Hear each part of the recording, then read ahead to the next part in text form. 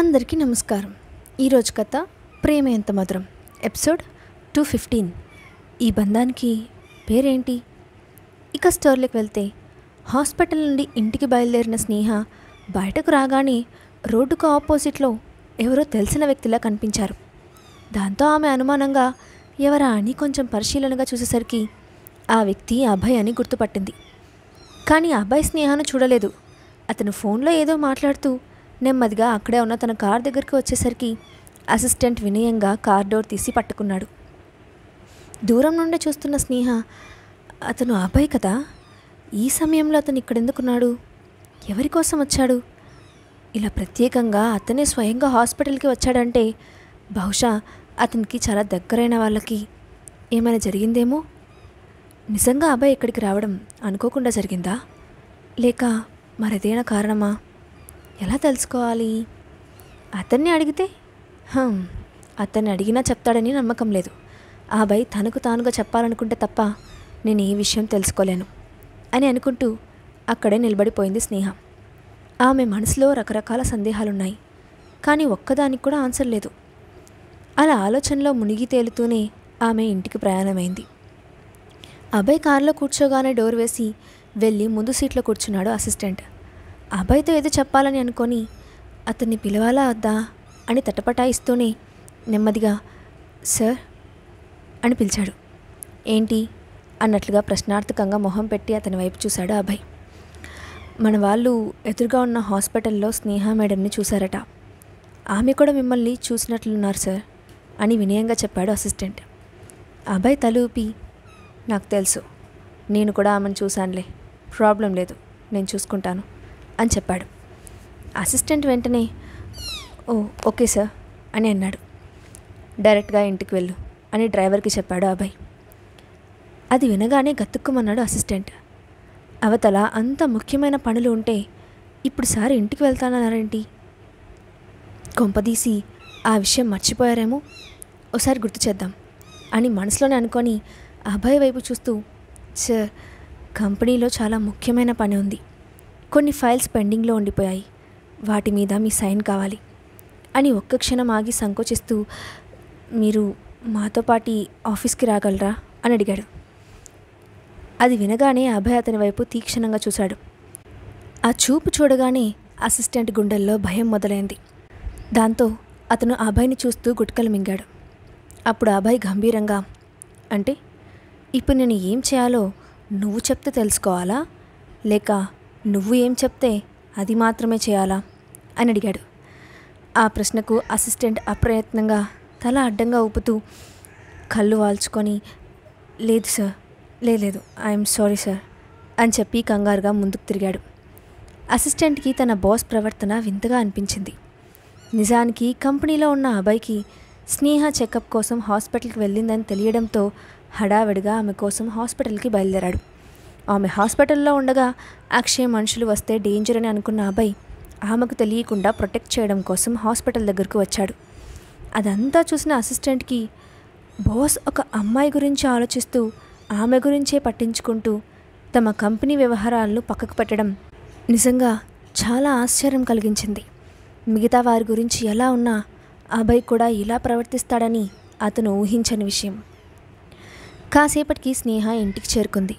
ఆమె ఇంటికి వెళ్ళిన మరికొంచెం సేపటికే అభయ్ కూడా ఇంటికి వచ్చాడు. డిన్నర్ టైంకి కాకుండా ముందుగానే వచ్చిన అభయ్ని కొంచెం ఆశ్చర్యంగా చూసింది స్నేహ. అతని దగ్గరికి వెళ్ళి, ఏంటి అభయ్, ఈరోజు తొందరగా వచ్చా అని పలకరించింది. అభయ్ ఏం మాట్లాడలేదు. సోఫాలో కూర్చొని సిగరెట్ స్మోక్ చేస్తున్నాడు. అభయ్ స్మోక్ చేయడం ఎప్పుడు చూసినా ఆ చుట్టుపక్కల ఎక్కడా లేకుండా పారిపోవాలనిపిస్తుంది ఆమెకి. పైగా ఇప్పుడు గర్భవతి కూడా కావడంతో ఆ ఫీలింగ్ మరింత ఎక్కువైంది. అతనేం మాట్లాడకపోవడంతో ఆమె ఆలోచిస్తూ, ఏంటి సైలెంట్గా కూర్చున్నాడు, ఏమోలే, ఇప్పుడు ఇతన్ని కదిలించకూడదు, బ్యాడ్ మూడ్లో ఉన్నట్లున్నాడు, నా పనేదో నేను చూసుకోవడం మంచిది, పైకి వెళ్ళి ఆ తర్వాత కొద్దిసేపు ఆగి కిందకు వస్తాను అని అనుకుంటూ మెట్ల వైపు దారి తీసింది స్నేహ. అది గమనించిన అభయ్, స్నేహ నీతో కొంచెం మాట్లాడాలి, ఇటు వచ్చి కూర్చో అన్నాడు. అతను పిలుపు ఊహించని స్నేహ కొంచెం ఆశ్చర్యపోతూనే అతనికి ఎదురుగా కూర్చుంది. ఆమె రావడం చూసిన అభయ్ కాలుస్తున్న సిగర్ని యాష్ ట్రేలో వేసి నలిపి వదిలేశాడు. అది చూసి కొంచెం రిలీఫ్గా ఫీల్ అయింది స్నేహ. ఆమె మనసులోని ఫీలింగ్స్ అన్నీ మొహం మీద కదలాడటంతో అది అర్థం చేసుకున్న అభయ్ ఆమె వైపే రెప్ప వేయకుండా చూస్తూ, డోంట్ వరీ స్నేహ, నీ కడుపులో పెరుగుతున్న బిడ్డను బాధ పెట్టాలనుకునేటంత దుర్మార్గుణ్ణి కాదులే అన్నాడు. ఆ మాటకు స్నేహ ముఖం చిట్లిస్తూ, నువ్వు తప్పుగా అర్థం చేసుకున్నావు అభయ్. స్మోకింగ్ అనేది పిల్లల్ని మాత్రమే బాధ పెట్టదు, పెద్దవారికి కూడా హాని చేస్తుంది. ఈ విషయం మీకు తెలియదు అనుకోను, బట్ నాకు చెప్పాలనిపించింది అంతే అని అంది. అని మాత్రమే అన్నాడు అభయ్. కానీ అప్పటి వరకు నార్మల్గా ఉన్న అభయ్కి ఏదో గుర్తొచ్చింది. దాంతో అతని మొహంలో అంతలోనే ఏదో విసుగు, నిర్లక్ష్యం వచ్చి చేరాయి. అతని మనసులో ఉన్న ప్రశ్నలు అతన్ని కుదురుగా ఉండనివ్వడం లేదు. దాంతో అతను స్నేహ వైపు సూటిగా చూస్తూ, స్నేహ, నీ బిడ్డకు, అదే నీ పెద్ద కొడుకు యువన్కి తండ్రి ఎవరో తెలుసా అని అడిగాడు. ఆ ప్రశ్నకు స్నేహ అతన్ని వింతగా చూస్తూ, ఏంటి ఇతను ఇలా అడుగుతున్నాడు అని మనసులో అనుకొని, అభయ్, ఇప్పుడు సడన్గా ఆ విషయం ఎందుకు అడుగుతున్నావు అని అడిగింది. ఏం లేదు, ఏదో తెలుసుకోవాలనిపించి అడిగాను అంతే. అన్ని సంవత్సరాలు యువన్ని పెంచావు కదా, ఒంటరిగా బాబుని పెంచడంలో ఎన్నో ప్రాబ్లమ్స్ ఫేస్ చేసి ఉంటావు. అలాంటి టైంలో ఎప్పుడో ఒక్కసారైనా ఆ బాబుకి తండ్రి ఎవరో తెలుసుకోవాలని అనిపించలేదా అని అడిగాడు. ఆ ప్రశ్నకు స్నేహ ఏం మాట్లాడలేదు. అప్పుడు అభయ్ మళ్ళీ మాట్లాడుతూ, ఒకవేళ యువన్ వాళ్ళ నాన్న చాలా డబ్బున్నవాడయ్యి ఉండొచ్చు, కోటేశ్వరుడు అయి ఉంటే మీ ఇద్దరికీ ఏ లోటు లేకుండా చూసుకునేవాడేమో కదా అని అన్నాడు. అతని మాటలు స్నేహకు 5 ఏళ్ల క్రితం జరిగిన సంఘటనను గుర్తు చేశాయి. దాన్ని తలుచుకుంటే ఆమెకు మనసులో బాధగా అనిపించింది. ఆ సంఘటన జరిగిన తర్వాత చాలా రోజుల పాటు ఆమె మానసిక సంఘర్షణకు గురైంది. ఆ గాయాన్ని మర్చిపోవడానికి చాలా రోజులు ప్రయత్నించింది. ఇప్పుడు అభయ్ మాటలతో అవన్నీ మెల్లగా గుర్తొచ్చినట్లయింది. అప్పటికి స్నేహ నెమ్మదిగా చేత్తో నుదురు రాసుకొని ఆ తర్వాత అభయ్ వైపు చూస్తూ, ఎన్ని సంవత్సరాల కాలం గడిచిపోయింది. నిజాన్ని చెప్పాలంటే ఎలా గడిచిందో కూడా నాకు గుర్తులేదు. అంత వేగంగా కదిలిపోయింది. అతనెవరో తెలుసుకోవాలని నేనెప్పుడు అనుకోలేదు. బహుశా దానికి ఒక కారణం అతనితో జీవితం పంచుకోవాలనే కోరిక లేకపోవడం కూడా కావచ్చు. యువన్ ఏ క్షణాన నా జీవితంలోకి అడుగుపెట్టాడో కానీ అప్పటి నుంచి నా లైఫ్ చాలా బాగుంది, ప్రశాంతంగా గడిచిపోయేది. యువన్ని పెంచడం భారమని నేనెప్పుడూ ఫీల్ అవ్వలేదు, చాలా సంతృప్తిగా కూడా అనిపించేది అని అంది. యువన్ గురించి చెప్తున్నప్పుడు స్నేహ ముఖంలో ఆమె ప్రమేయం లేకుండానే చిన్న వెలుగు వచ్చింది. ఆమె ఇంకా ఏమైనా చెప్తుందేమో వినడానికి సిద్ధంగా ఉన్నట్టుగా సైలెంట్గా ఉన్నాడు అభయ్. అప్పుడు స్నేహ మళ్ళీ మాట్లాడుతూ, అంతేకాదు, 5 సంవత్సరాల క్రితం జరిగిన ఆ సంఘటన మా ఇష్టంతో జరగలేదు. అనుకోకుండా, అసలు ఏం జరిగిందో ఎలా జరిగిందో తెలియకుండా జరిగిపోయింది. ఒకరినొకరం కనీసం చూసుకోలేదు. ఒక విధంగా మేము చూసుకోకపోవడం, కలుసుకోకపోవడమే మంచిదైంది. ఎందుకంటే ఒకరి లైఫ్ని మరొకరు డిస్టర్బ్ చేసుకోలేదు. ఇలా ఉండడం, ఎవరి గౌరవం వాళ్ళు కాపాడుకోవడం కూడా ఒక రకంగా మంచిదే కదా అని అంది. ఆ మాటలకు అభయ్ కళ్ళు మెరిశాయి. అతని మనసులోని భారమంతా ఎవరో చేత్తో తీసేసినట్లు హాయిగా అనిపించింది. అంతలోనే స్నేహకి యువన్ తండ్రి అక్షయ్ అని తెలిస్తే ఎలా రియాక్ట్ అవుతుంది అని మరో అనుమానం కూడా వచ్చింది. కానీ ఆ విషయం బయట పెట్టాలని అనుకోవడం లేదు అభయ్. ఎందుకంటే అసలు నిజం తెలిసిన తర్వాత ఏం జరుగుతుందో అతని మనసు అతనికి చెప్తూనే ఉంది. దాంతో అతను నెమ్మదిగా, అది కాదు స్నేహ, నీకు అనిపించకపోయినా యువన్కి అయినా తన తండ్రి ఎవరో తెలుసుకోవాలని అనిపించలేదా?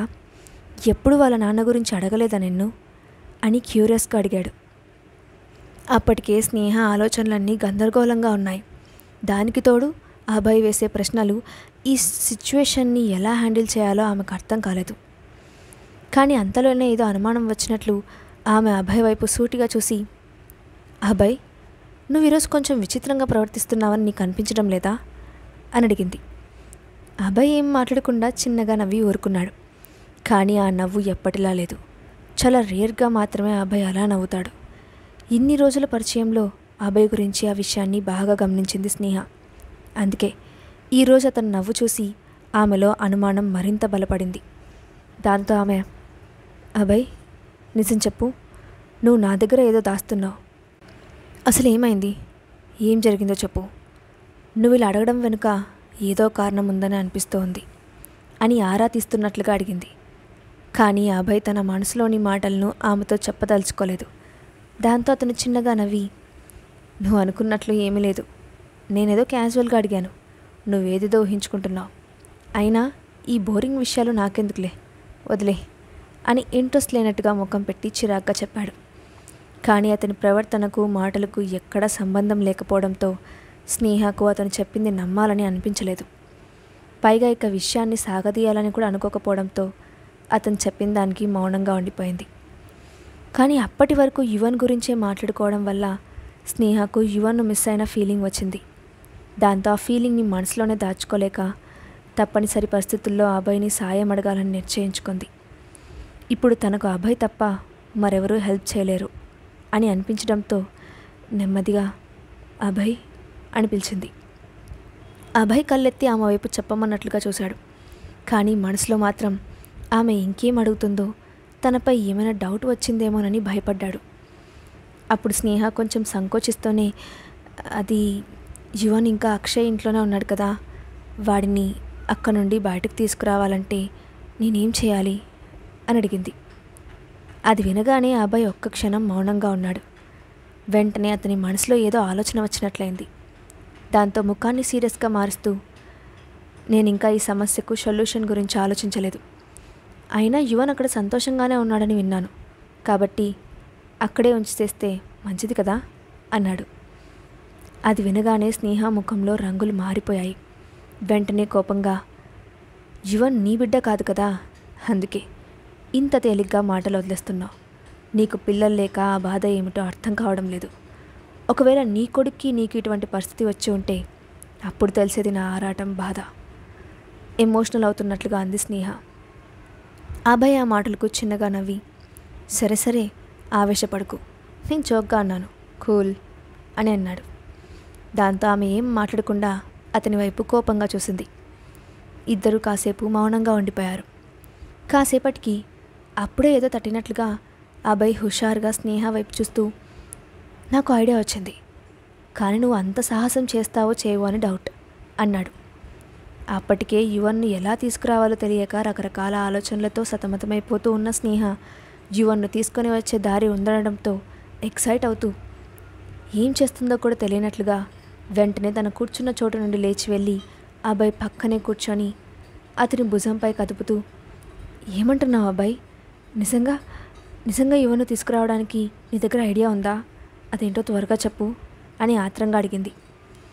స్నేహ అనుకోకుండా అభయ్ని ముట్టుకోవడంతో అభయ్ శరీరం ఒక్కసారిగా జల్లుమంది. ఆమె శరీరం నుండి వస్తున్న సువాసన అతన్ని మరింత మైకంలోకి నెట్టేస్తోంది. ఆమె అంత దగ్గరగా వచ్చి మాట్లాడుతూ ఉంటే తనని తాను కంట్రోల్ చేసుకోలేకపోతున్నాడు. అతని ఊపిరి వేగం పెరిగింది, శరీరం వేడెక్కింది. దాంతో స్నేహ ముఖం వైపు చూశాడు. ఆమె మాట్లాడుతున్నది ఏది అతని చెవుల్లోకి వెళ్ళడం లేదు. అతని శరీరంలో వస్తున్న మార్పులు అతనికే విచిత్రంగా అనిపించాయి. దాంతో తన పిడికిల్ని గట్టిగా బిగించి తన ఫీలింగ్స్ని కంట్రోల్ చేస్తున్నాడు. తాను ఎంత మాట్లాడుతున్నా ఏం జవాబు చెప్పకుండా తననే చూస్తున్న అభయ్ని పరిశీలనగా చూసింది స్నేహ. కానీ అప్పుడు అభయ్ ముఖంలో ఏదో మార్పు కనిపించడంతో ఆమె అనుమానంగా అతన్ని చూసి, ఏమైంది అని అడిగింది. అభయ్ ఏం మాట్లాడకుండా తనని పట్టుకొని ఉన్న ఆమె చేతుల వైపు చూశాడు.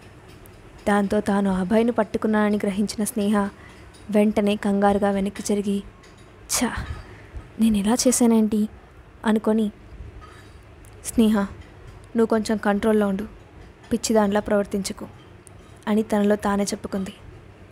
ఇప్పుడు ఆమె ఎమోషన్స్ చూసిన అభయ్ చిన్నగా నవ్వుతూ, నువ్వు అక్షయ్ను బాగా మిస్ అవుతున్నట్లున్నావు అని అన్నాడు.